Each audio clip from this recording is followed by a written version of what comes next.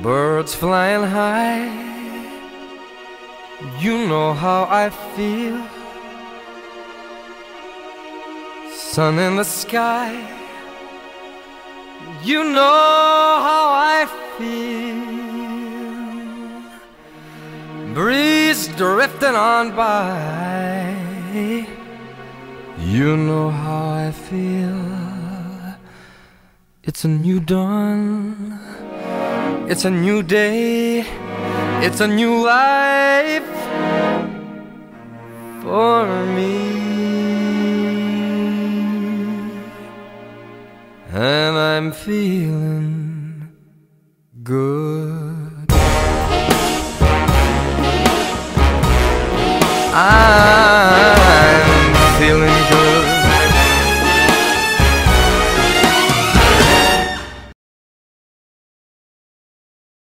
Oh, ride the mouth of cow. Whoa, whoa, ride the mouth of cow. Whoa, ride the mouth of cow. Whoa, whoa, ride the mouth of cow. Yes, mate. Whoa, ride the mouth of cow.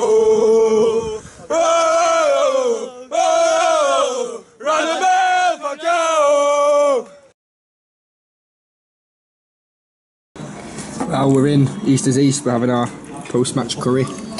We're with the one and only Man United Schrager, Johnny Schrager. Johnny, what were your thoughts of the game? So we got, again like last time, post Sunderland, we got our poppadoms. So we do our poppadoms. This is the post-match breakdown. See what I did there?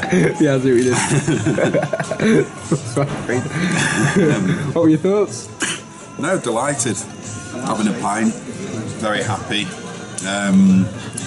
I mean, we're just delighted, aren't we? It feels like today could be a genuine turning point. Like like you said then, a new dawn. It feels like it could be a new dawn under LVG now, with all the influx of quality that we've got, all playing in unison today. They all look brilliant. And obviously we don't want to get overexcited because got to put it into context. It was QPR, sure, and it was a team that were fortuitous to be promoted last season. Yeah. So in terms of, and again, we should have won. We should have won. Exactly, we should have won it. But unlike in the previous 18 months when we should be doing things and not doing them, today we went out and executed. But it was the perfect platform in the sense that we were playing a poor side, so we can't get overexcited. We do need to contextualise. But then it builds confidence, for games going forward, and that's really important. It's build momentum. It is. It's really important. It's. I mean, like anything in life, it's a virtuous circle.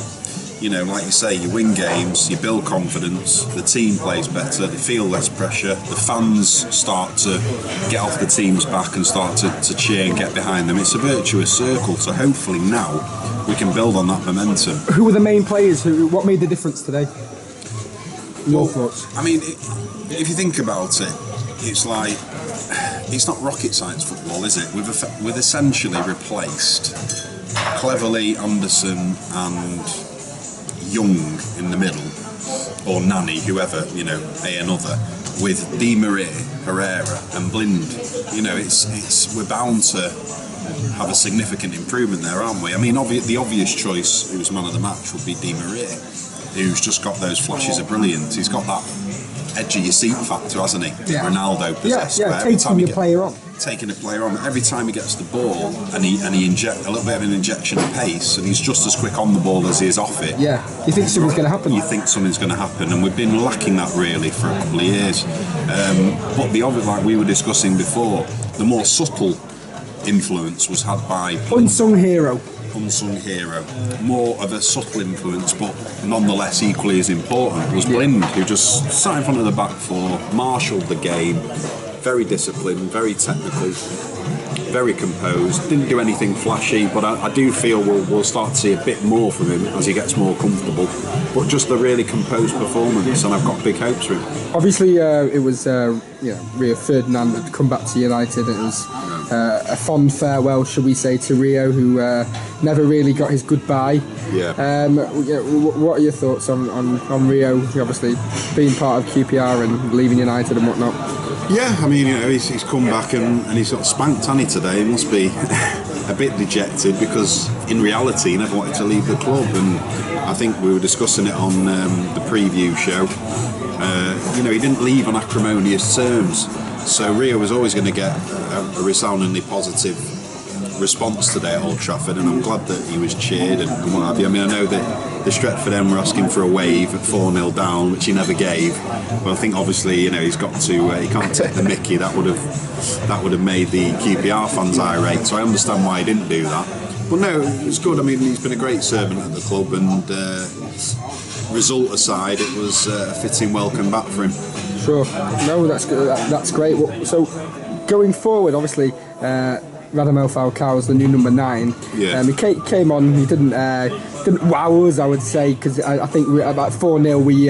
We'd pretty much hung the clothes out to dry, and we were packing up our packing away to go home. To use a cricketing analogy, we declared, haven't we? Yeah, we declared. Yeah, we declared at 4-0, and he kind of came on. It was a bit irrelevant, but what do you see from Falcao? Going forward in the next few games. Do you think he's going to play, or? It'd be nice. I mean, what did you think of Van Persie today? Well, I thought Van Persie was pretty poor, to be honest. I think he's, he doesn't, not that he doesn't look interested, but his first touch doesn't seem, what it was. I think he still thinks he's got an enormous amount of pace, which he doesn't really carry anymore. No. I don't know. I think we could see Falcao kind of edging Van Persie in that position. Yeah. I mean, I would agree. I mean, certainly at the moment, it's difficult to gauge because we've only seen 20 minutes of Falcao at 4-0 up, so obviously very difficult to gauge from that perspective. But just his little movements, he just looks like he looks very agile and very sharp, and you can just imagine with a string of games, like a tiger. Is that what you're about to say? El Tigre. El Tigre.